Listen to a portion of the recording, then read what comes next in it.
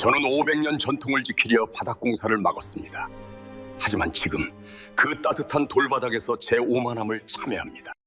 500년을 지켜온 영국의 자존심과 뼛속까지 파고드는 지독한 습기, 그 사이에서 유서 깊은 저택은 서서히 죽어가고 있었습니다. 하지만 한국계 며느리가 내민 뜨거운 돌 하나가 모든 것을 바꿨습니다. 공기를 태우는 대신 바닥을 데우는 낯선 방식. 과연 이 선택은 가문의 몰락일까요? 아니면 새로운 구원일까요? 얼어붙은 귀족의 마음을 녹여버린 그 겨울의 이야기, 지금 시작합니다. 시작 전에 구독과 좋아요는 영상을 만드는데 큰 힘이 됩니다. 지금 어디에 계신지 짧게 댓글로 남겨주세요. 안녕하세요. 저는 영국 옥스퍼드 외곽에 위치한 블랙우드 저택의 주인 아서입니다. 사람들은 저를 부러운 시선으로 바라봅니다. 튜더 왕조 시대부터 이어져 온 500년 역사의 저택, 그리고 그 안을 가득 채운 희귀한 고서적들 때문이죠. 가문의 20대 당주로서 이 유산을 지키는 것은 제게 주어진 숭고한 사명이자 긍지였습니다.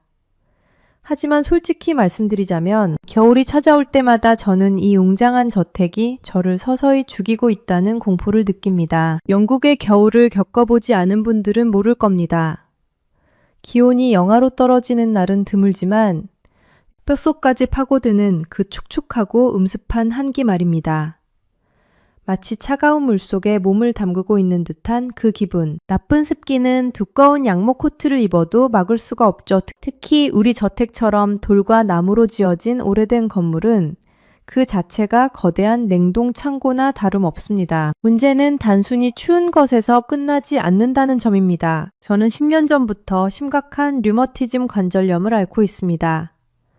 비가 오거나 안개가 짙게 끼는 날이면 무릎과 허리가 끊어질 듯이 아파옵니다. 계단 하나를 오를 때마다 신음이 절로 새어나오고 밤에는 진통제 없이는 잠들 수조차 없죠. 침대 시트마저 눅눅하게 젖어있는 기분, 아침에 일어나면 굳어버린 관절을 펴기 위해 한참을 끙끙대야 하는 그 비참함을 여러분은 상상하기 힘드실 겁니다. 하지만 제 몸보다 더 견디기 힘든 것은 가문의 보물인 책들이 죽어가고 있다는 사실입니다. 저택의 서재에는 셰익스피어 초판본을 비롯해 값을 매길 수 없는 고서적들이 보관되어 있습니다. 이 책들을 지키기 위해 저는 안간힘을 썼습니다. 영국의 전통적인 난방 방식인 라디에이터를 하루 종일 틀어놓았죠. 뜨겁게 달궈진 라디에이터는 공기를 데워 실내 온도를 높입니다.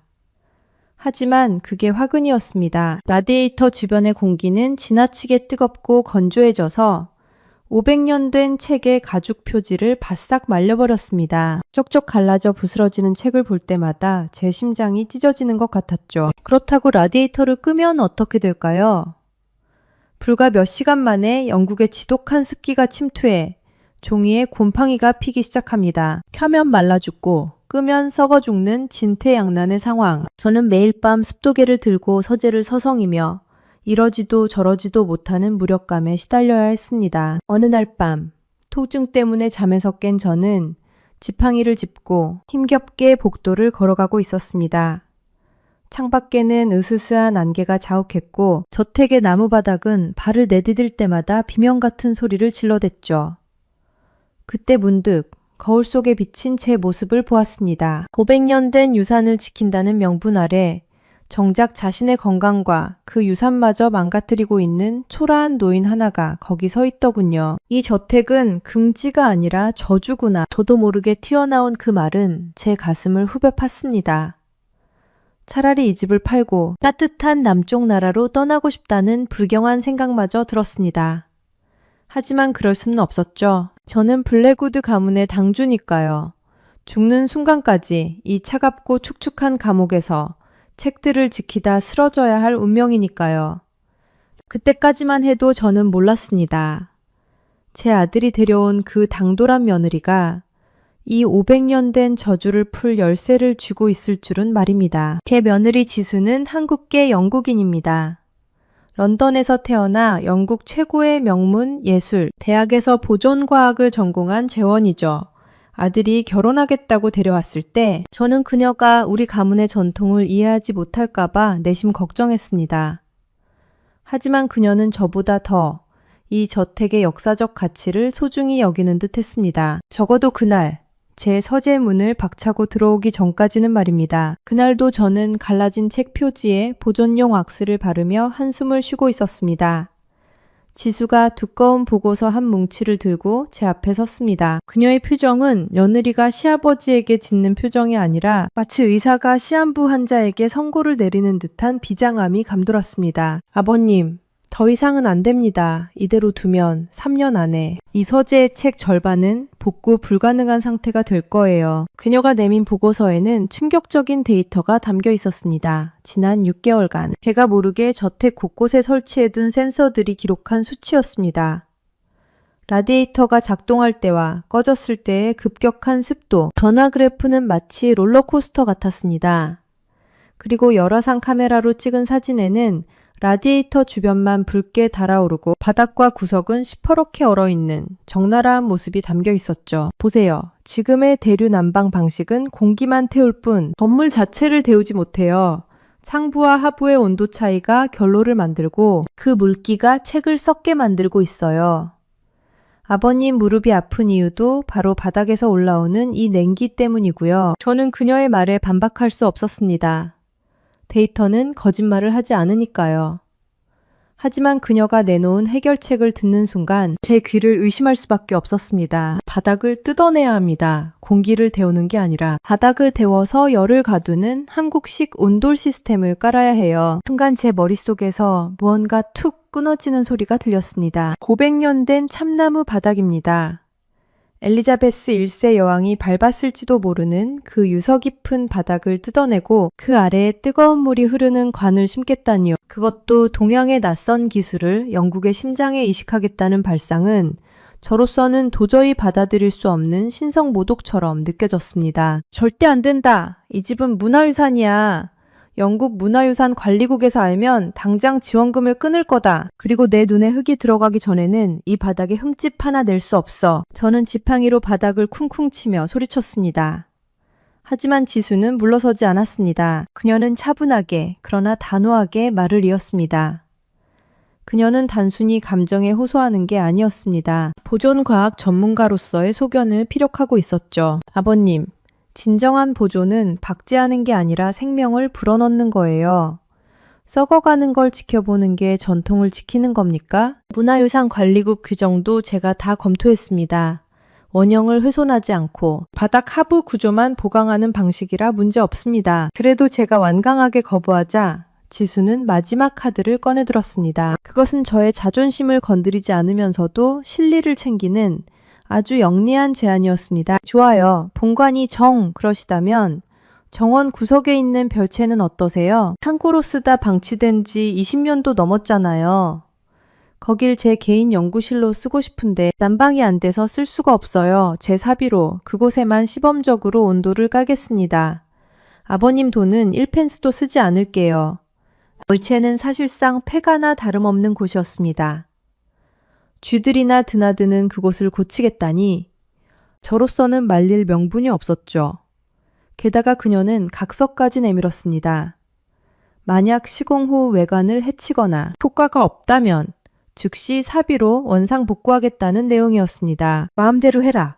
대신 실패하면 그 즉시 뜯어내는 거다. 그리고 다시는 내 서재 바닥 이야기는 꺼내지 마라. 저는 못 이기는 척 허락했지만 속으로는 코웃음을 쳤습니다. 그 낡아빠진 별채가 바닥 좀 데운다고 사람이 살만한 곳이 될 리가 없다고 생각했죠. 하지만 그것이 제 인생을 뒤바꿀 거대한 사건의 서막이라는 걸 그때는 꿈에도 몰랐습니다. 2020년 2월 영국 기상청은 역사상 가장 강력한 겨울 폭풍 중 하나인 시아라의 상륙을 예고했습니다. 뉴스에서는 연일 시속 150km의 강풍과 폭우에 대비하라고 경고 방송을 내보냈죠. 저는 대수롭지 않게 여겼습니다. 이 저택은 수백 년 동안 수많은 폭풍을 견뎌왔으니까요. 하지만 이번 폭풍은 달랐습니다. 그것은 자연재해가 아니라 마치 저택의 숨통을 끊어놓으려는 악마의 손길 같았습니다. 소풍이 상륙한 그날 밤, 굉음과 함께 저택을 둘러싼 거대한 전나무가 쓰러지면서 전신주를 덮쳤습니다. 순식간에 저택의 모든 불이 꺼졌습니다. 칠흑 같은 어둠 속에서 들리는 것은 창문을 때리는 빗소리와 바람이 만들어내는 기괴한 울음소리뿐이었습니다. 더 큰 문제는 난방이었습니다. 전기가 끊기자 기름 보일러의 순환 펌프가 멈춰버린 겁니다. 라디에이터가 식어가는 데는 1시간도 걸리지 않았습니다. 저택의 거대한 돌벽은 그동안 머금고 있던 냉기를 뿜어내기 시작했습니다. 실내 온도는 급격히 떨어져 입에서 하얀 김이 나올 정도가 되었죠. 엎친 데 덮친 격으로. 폭풍이 몰고 온 습한 공기가 저택 내부를 가득 채웠습니다. 습도계의 바늘이 90%를 넘어가는 것을 보며 저는 공포에 질렸습니다. 이대로라면 서재의 책들이 습기를 빨아들여 돌이킬 수 없이 망가질 게 뻔했습니다. 하지만 책을 걱정할 때가 아니었습니다. 급격한 기압 변화와 추위, 그리고 습기는 제 관절염의 최악의 독이었습니다. 무릎과 허리에 가해지는 통증은 마치 누군가 망치로 뼈를 부수는 것 같았습니다. 침대에서 일어나 보려 했지만 다리가 마비된 것처럼 움직이지 않았습니다. 두꺼운 이불을 3겹이나 덮었지만 뼛속에서 우러나오는 한기는 막을 수가 없었죠. 아버님, 괜찮으세요? 문이 열리고 지수가 촛불을 든 채 들어왔습니다. 그녀의 얼굴도 추위로 파랗게 질려 있었지만 눈빛만은 또렷했습니다. 그녀는 고통으로 신음하는 저를 보고는 주저없이 다가와 제 팔을 잡아 끌었습니다. 여기 계시면 큰일 나요. 저체온증이 올 수도 있어요. 별채로 가셔야 해요. 물체. 거긴 창고잖아. 이 폭포 속에 거길 가라고. 저는 고통 속에서도 거부했습니다. 본관보다. 더 낡은 그곳이 안전할 리 없다고 생각했으니까요. 하지만 지수는 단호했습니다. 물체는 달라요. 제가 공사를 끝냈잖아요, 거긴. 거긴 지금도 열기가 남아있다고요. 제발 저를 믿고 가세요. 선택의 여지가 없었습니다. 이대로 침대 위에서 얼어 죽거나 아니면 며느리의 말을 믿어보거나. 저는 자존심을 버리고 아들과 며느리의 부축을 받아 밖으로 나갔습니다. 현관문을 열자마자 폭풍우가 제 뺨을 후려쳤습니다. 뒷바람을 뚫고 정원을 가로지르는 그 짧은 시간이 마치 영겁의 시간처럼 느껴졌습니다. 진흙탕에 발이 빠지고 비명 같은 바람 소리가 귀를 때렸습니다. 우리는 흠뻑 젖은 채로 별채 앞에 도착했습니다. 낡은 나무 문이 덜컹거리고 있었습니다. 이런 곳이 따뜻할 리가 없어. 나는 여기서 죽는구나. 저는 그렇게 생각하며 체념했습니다. 지수가 문을 열고 저를 안으로 밀어넣었습니다. 그리고 그 순간 저는 제 감각을 의심했습니다. 문 하나를 사이에 두고 지옥과 천국이 갈라지는 기분이었습니다. 훅 하고 끼쳐오는 공기는 훈훈했고 무엇보다 발바닥에 닿는 바닥이 믿을 수 없을 만큼 따뜻했습니다. 전기가 끊긴 지 4시간이 넘었는데 대체 어떻게 난방이 유지되고 있는 걸까요? 젖은 옷을 입고 있었지만 등 뒤에서 올라오는 열기가 순식간에 몸을 감쌌습니다. 이것은 라디에이터의 건조한 열풍과는 차원이 달랐습니다. 마치 거대한 돌이 저를 품어 안고 있는 듯한 묵직하고 은은한 열기. 통증으로 비명을 질러대던 제 무릎이 거짓말처럼 잠잠해지기 시작했습니다.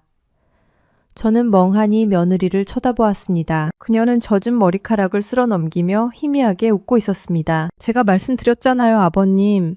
온돌은 쉽게 식지 않는다고요. 그날 밤 저는 500년 된 저택의 주인이 아닌 그저 따뜻한 바닥을 갈구하는 한 명의 인간으로서 바닥에 몸을 뉘었습니다. 그것은 제 인생을 송두리째 바꿀 기적의 첫날 밤이었습니다. 전기가 끊겨 어둠만이 가득한 방이었지만 며느리는 안심하라는 듯 저를 방 안쪽으로 안내했습니다. 젖은 옷을 입고 덜덜 떨고 있던 저는 본능적으로 바닥에 주저앉았습니다.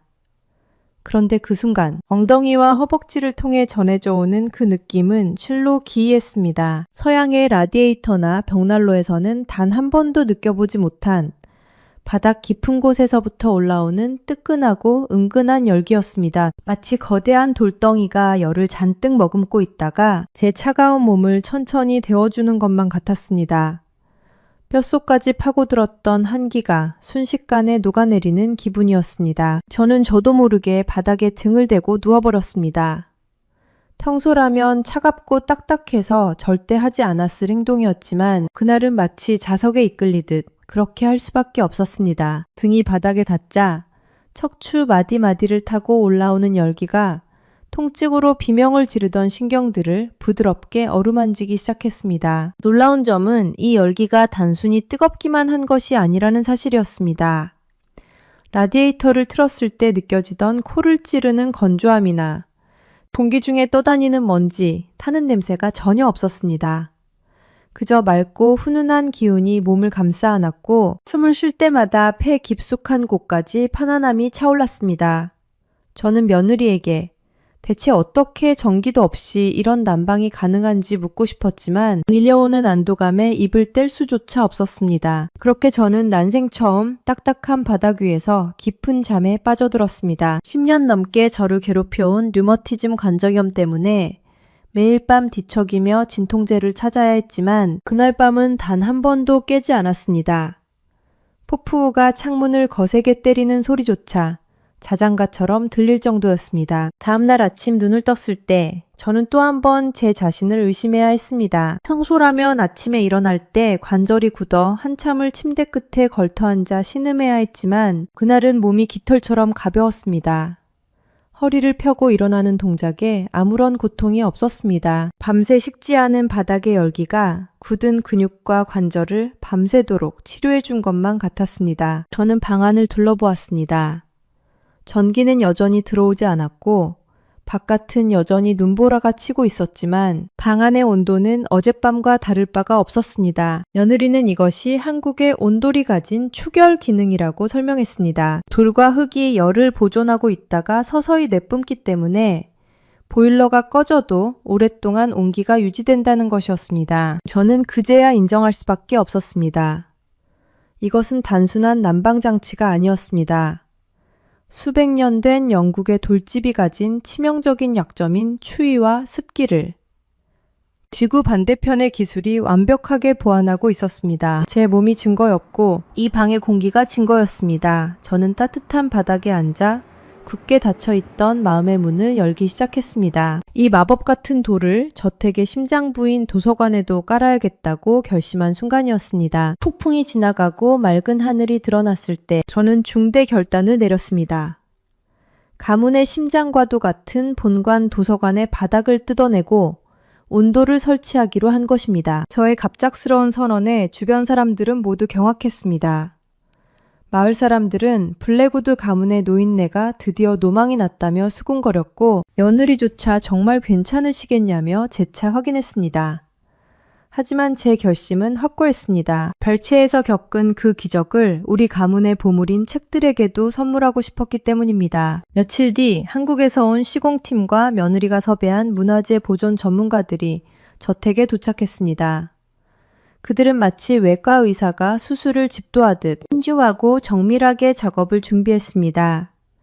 도서관의 가구와 책들을 안전한 곳으로 옮기고 500년 묵은 참나무 바닥재를 하나하나 번호를 매겨가며 조심스럽게 드러내기 시작했습니다. 그리고 마침내 바닥의 속살이 드러났을 때 그곳에 있던 모든 사람들은 침묵할 수밖에 없었습니다. 저 역시 눈앞의 광경에 충격을 받아 지팡이를 놓칠 뻔했습니다. 겉보기에 멀쩡했던 바닥 아래는 처참하게 썩어 있었습니다.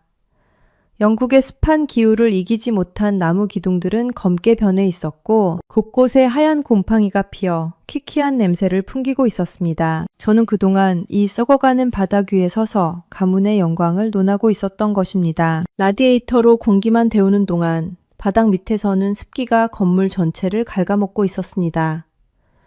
며느리의 말이 옳았습니다. 저는 전통을 지키고 있었던 것이 아니라 썩어가는 것을 방치하고 있었던 것입니다. 공사가 한창일 때 예상했던 불청객이 찾아왔습니다. 영국 문화유산 관리국에서 파견된 감시관이었습니다. 그는 뜯겨나가는 바닥을 보며 격분했습니다. 당장 공사를 중지하지 않으면 문화재 훼손 혐의로 고발하고 모든 지원금을 끊겠다고 으름장을 놓았습니다. 그는 한국의 시공 방식을 이해하려 하지 않았고 500년 된 건물에 시멘트와 배관을 깐다는 것 자체를 신성모독으로 여겼습니다. 하지만 그 순간 며느리와 한국인 현장 소장이 나섰습니다. 그들은 감정적으로 대응하는 대신 철저한 데이터와 논리로 맞섰습니다. 며느리는 썩어버린 바닥 하부의 사진과 습도, 데이터를 감시관의 코앞에 들이밀었습니다. 그리고 현재의 난방 방식이 건물을 어떻게 파괴하고 있는지, 반면 온돌 시스템이 어떻게 건물의 수명을 연장시킬 수 있는지를 과학적으로 설명했습니다. 한국인 소장은 바닥에 설치될 엑셀 파이프와 황토 배합층이 어떻게 건물의 하중을 분산시키고 습기를 조절하는지 모형까지 보여주며 설명했습니다. 이것은 단순한 난방 공사가 아니라 건물을 살리기 위한 대수술이자 가장 진보된 보존 과학이라는 점을 강조했습니다. 감시관은 처음엔 콧방귀를 뀌었지만 썩어 문드러진 나무 기둥의 실체를 확인하고 나서는 더 이상 반박하지 못했습니다. 그는 얼굴이 붉어진 채 뒷걸음질 쳤고 결국 건물의 원형을 훼손하지 않는 범위 내에서 공사를 허가한다는 서류에 도장을 찍고 물러났습니다. 그날 이후 공사는 일사천리로 진행되었습니다. 바닥에는 열을 전달할 배관이 핏줄처럼 촘촘하게 깔렸고 그 위를 황토와 자갈이 섞인 층이 덮었습니다. 마지막으로 원래의 참나무 바닥재를 다시 덮는 작업이 진행되었습니다. 한국의 장인들은 나무 하나하나를 원래의 자리에 완벽하게 끼워 맞췄습니다. 겉으로 보기엔 500년 전과 똑같았지만 그 아래에는 최첨단 기술과 지혜가 숨쉬게 된 것입니다. 저는 그 과정을 지켜보며 우리 가문의 역사가 새로 쓰이고 있음을 직감했습니다. 길고 험난했던 공사가 끝나고 다시 영국의 회색빛 겨울이 찾아왔습니다. 온돌이 설치된 도서관의 문을 처음 열었던 그날, 아침의 공기를 저는 죽는 날까지 잊지 못할 것입니다. 육중한 참나무 문을 밀고 들어서는 순간 제 뺨을 스치는 공기의 질감은 제가 평생 이 저택에서 느껴왔던 것과는 완전히 달랐습니다. 코를 찌르던 퀴퀴한 곰팡이 냄새와 눅눅한 습기는 온데간데 없고 잘 마른 나무의 그윽한 향기와 오래된 종이 특유의 향긋한 냄새만이 공간을 가득 채우고 있었습니다. 마치 햇볕이 잘 드는 가을 숲속에 들어온 듯한 쾌적함이었습니다. 저는 떨리는 손으로 서가 가장 안쪽에 꽂힌 셰익스피어 초판본을 조심스레 꺼내보았습니다. 예전 같으면 겨울철의 지독한 습기 때문에 가죽 표지가 끈적하거나 반대로 라디에이터의 열기 때문에 종이가 바스러질까봐 만지는 것조차 두려웠던 책이었습니다. 하지만 지금은 달랐습니다. 장갑을 끼지 않은 손끝에 닿는 가죽은 적당한 유분을 머금고 부드러웠으며 종이 한 장 한 장이 바삭하게 살아나 넘길 때마다 경쾌한 소리를 냈습니다. 라디에이터가 뿜어내던 공격적인 열풍은 사라졌습니다. 대신 바닥에서부터 피어오르는 은은한 복사열이 서가 구석구석, 책장, 사이사이의 빈틈까지 파고들어 일정한 온도를 유지해주고 있었습니다. 대류 난방으로는 절대 해결할 수 없었던 구석진 곳의 결로 현상도 거짓말처럼 사라졌습니다. 500년 동안 추위와 습기에 시달리며 신음하던 책들이 비로소 편안하게 숨을 쉬고 있는 것 같았습니다. 저의 생활 방식 또한 완전히 바뀌었습니다. 예전에는 도서관에 들어올 때도 두꺼운 양모 카디건을 걸치고 무릎 담요까지 덮은 채 의자에만 웅크리고 있었습니다. 하지만 이제는 다릅니다. 저는 바닥에 얇은 방석 하나를 깔고 앉아 책을 읽는 기이한 습관이 생겼습니다. 처음에는 집사나 하인들이 바닥에 앉아 있는 저를 보고 주인이 쓰러진 줄 알고 기절초풍을 하며 달려왔지만 이제는 그들도 압니다. 이 바닥이 주는 중독적인 안락함을 말입니다. 재미있는 건 저택의 동물들입니다. 평소엔 제 침대 위만 고집하던 늙은 사냥개와 고양이가 이제는 도서관 바닥에 배를 깔고 누워 꼼짝도 하지 않습니다. 짐승들이 명당을 먼저 알아본다는 말이 틀린 말이 아니었습니다. 등과 엉덩이를 통해 묵직하게 전해지는 그 따뜻함은 최고급 소파나 거위털 이불이 주는 느낌과는 차원이 달랐습니다. 뼛속 깊은 곳까지 열기가 스며들며 굳어있던 몸을 녹여버리는 기분은 겪어보지 않은 사람은 상상할 수 없을 겁니다. 무엇보다 제 건강에 찾아온 변화는 기적에 가까웠습니다. 비만 오면 쑤셔대던 무릎과 허리의 통증이 씻은 듯이 사라진 것입니다. 아침마다 침대에서 일어나기 위해 30분씩 사투를 벌여야 했던 제가 이제는 벌떡 일어나 창문을 엽니다. 지팡이 없이는 정원 산책도 힘들었던 제가 이제는 지팡이를 현관, 우산꽂이에 처박아 두고 저택 곳곳을 활보하고 다닙니다. 주치의조차 제 무릎 엑스레이를 보고 이건 의학적으로 설명이 안 된다며 고개를 저을 정도였습니다. 혈액순환이 좋아지니 창백했던 안색에 붉은 혈색이 돌기 시작했고 매사에 신경질적이던 성격도 온화해졌습니다. 이 놀라운 변화는 감출 수 없었습니다. 저택에서 일하는 직원들 사이에서도 변화가 감지되었습니다. 청소를 핑계로 도서관에 들어온 하녀들이 나갈 생각을 하지 않고 정원사들이 휴식 시간만 되면 슬금슬금 별채 근처를 서성이는 모습이 목격되었습니다. 모두가 이 따뜻한 마법에 홀린 듯 했습니다. 그리고 곧 마을 전체로 소문이 퍼져나갔습니다. 블랙우드 저택에 마법의 돌이 깔렸다는 소문이 돌기 시작했고 동네 사람들은 그 정체를 궁금해했습니다. 저는 더 이상 이 좋은 것을 저 혼자만 누릴 수 없다고 생각했습니다. 이 따뜻함은 나눌수록 커지는 법이니까요. 그래서 저는 결심했습니다. 인근의 영주들과 귀족들, 그리고 마을 유지들을 초대해 작은 다과회를 열기로 말입니다. 물론 장소는 샹들리에가 번쩍이는 응접실이 아니라 따뜻한 온돌이 깔린 도서관 바닥이었습니다. 사람들이 신발을 벗고 들어와야 한다는 사실에 처음에는 당황하겠지만 곧 그들도 저처럼 바닥의 마법에 빠져들어 체면이고 뭐고 다 잊게 될 것이라 확신했습니다. 한국의 돌덩이 하나가 500년 된 영국의 고집을 꺾고 병든 노인을 일으켜 세우고 죽어가던 책들을 살려냈습니다. 이것은 단순한 기술의 승리가 아니라 인간을 이롭게 하는 따뜻한 지혜의 승리였습니다. 저는 이제 따뜻한 바닥에 앉아 창밖에서 휘몰아치는 눈보라를 평온한 마음으로 바라볼 수 있게 되었습니다. 드디어 결전의 날이 밝았습니다. 저는 인근 지역의 유력한 귀족들과 유지들을 초청해 블랙우드 저택에 특별한 겨울 파티를 열었습니다. 겉으로는 고서적 복원 기념회라고 했지만 진짜 목적은 따로 있었죠. 바로 그들에게 한국의 온기를 체험하게 해주는 것이었습니다. 파티 당일, 밖에는 매서운 진눈깨비가 날리고 있었습니다. 두꺼운 코트와 털모자로 중무장한 귀족들이 하나둘 저택에 도착했습니다. 그들은 으슬으슬한 날씨 탓에 몸을 잔뜩 웅크리고 있었고 표정은 굳어 있었습니다. 저는 그들을 도서관 입구로 안내했습니다. 그리고 정중하게 하지만 단호하게 부탁했습니다. 모두 신발을 벗어주시면 감사하겠습니다. 이번 파티는 도서관 내부에서 진행됩니다. 순간 장내에 정적이 흘렀습니다. 영국 상류 사회에서 파티장에 그것도 남의 집에서 신발을 벗는다는 건 상상조차 할 수 없는 일이었습니다. 한 백잡 부인은 당황한 기색이 역력한 얼굴로 아서경, 지금 농담하시는 거죠? 이 추운 바닥에 맨발로 서 있으라는 겁니까? 라며 불쾌했습니다. 다른 신사들도 헛기침하며 난색을 표했습니다. 하지만 저는 물러서지 않고 미소 지으며 말했습니다. 저를 믿으십시오. 신발을 벗는 순간 새로운 세상을 만나게 되실 겁니다. 그들은 마지못해 투덜거리는 소리를 내며 하나둘 신발을 벗었습니다. 그리고 조심스럽게 마치 얼음판 위를 걷듯 도서관 마루 위로 발을 내디뎠습니다. 바로 그 순간이었습니다. 가장 먼저 발을 올린 백잡 부인의 눈이 휘둥그레졌습니다. 어머, 차가울 거라 예상했던 발바닥에 닿은 것은 따뜻하고 부드러운 열기였습니다. 그녀의 굳어있던 표정이 순식간에 녹아내렸습니다. 뒤따라 들어온 신사들도 마찬가지였습니다.